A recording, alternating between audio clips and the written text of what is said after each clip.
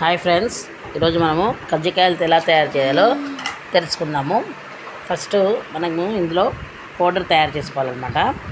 దాంట్లో పుట్నాలు, పల్లీలు, ఎండు కొబ్బరి, నువ్వులు, కొంచెం కావాలంటే అవిసె గింజలు కూడా వేసుకోవచ్చండి.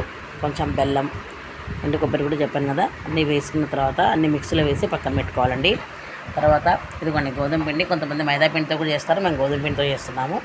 ఇదిగోండి గోధుమ పిండిని ఇలా మామూలుగా చపాతీ పిండిలాగా కలిపి పెట్టుకొని చిన్న చిన్న ఉండలు చేసుకొని ఇలా చిన్న పూరీలాగా చేసుకోవాలండి. కొంచెం పెద్ద చేసుకొని ఇదిగోండి ఇలా మన కజ్జికాయలు చేసే ఇది ఉంటుందండి పీట, దాంట్లో పెట్టేసుకొని ఇదిగోండి స్పూన్తో నిండుగా పొడి వేసుకొని సైడ్కి అదిగోండి వాటర్లా పెట్టేసి దాన్ని ప్రెస్ చేసేసి అంచులు కట్ చేసుకోవడమేనండి.